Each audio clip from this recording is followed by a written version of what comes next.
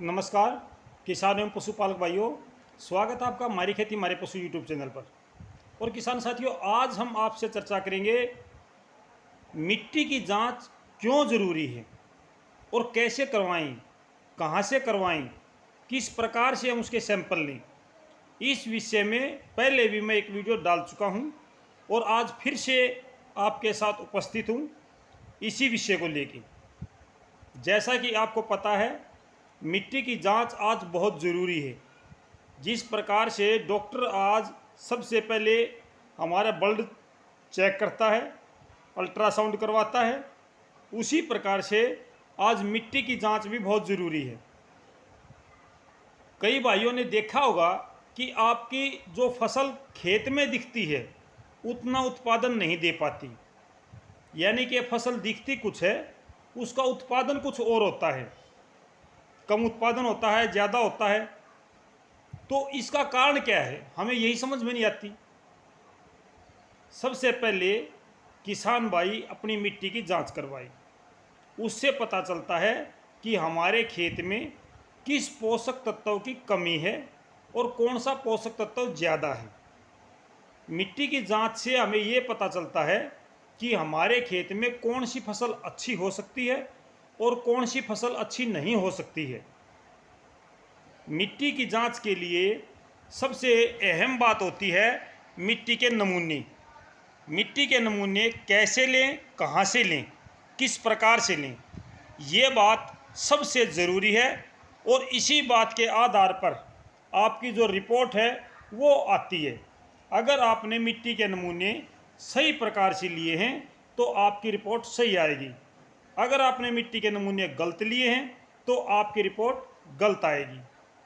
सबसे पहले तो मैं आपको ये बता दूं कि मिट्टी की जो सैंपल लेने हैं वो सैंपल आपने प्रति एकड़ के हिसाब से 5 जगह से लेने हैं और वी आकार का गड्ढा बना के लेने हैं।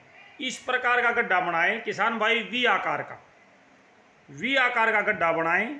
वी आकार के गड्ढे में एक तरफ की जो परत है उस परत को 1 इंच तक खुरच लें।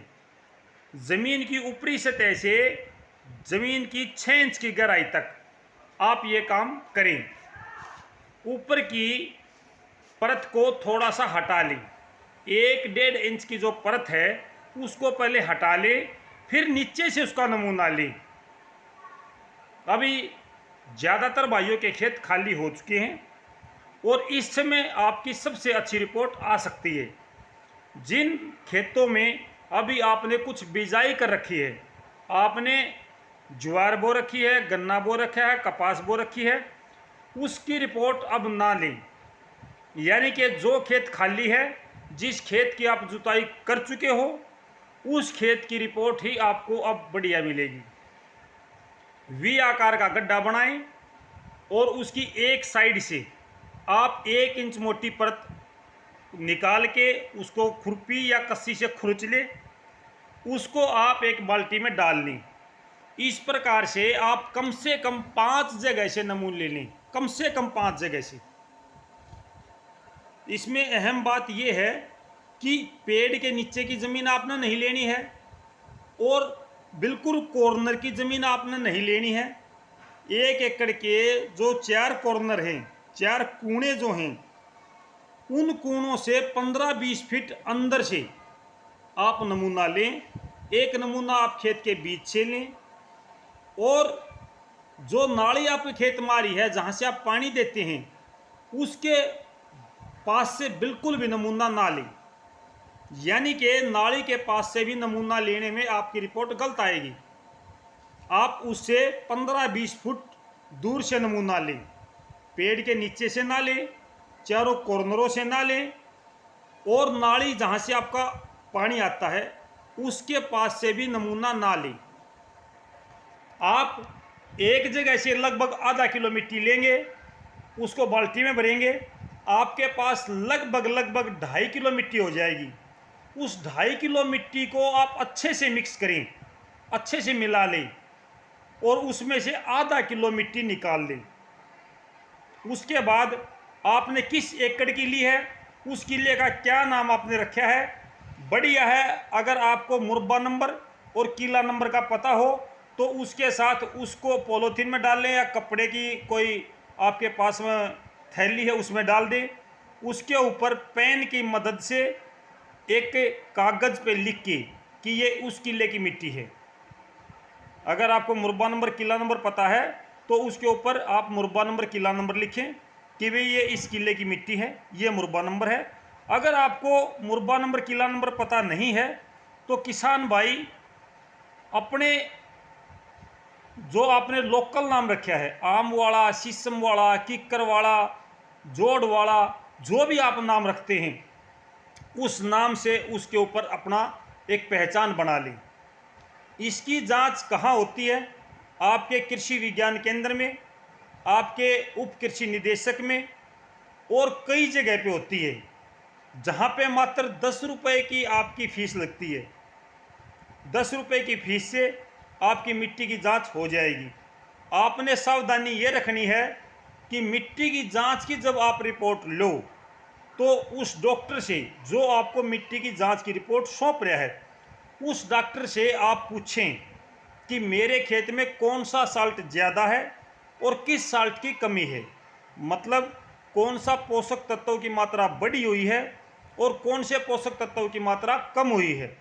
कौन सी फसल मेरे खेत में अच्छी हो सकती है और कौन सी फसल मेरे खेत में अच्छी नहीं हो सकती है।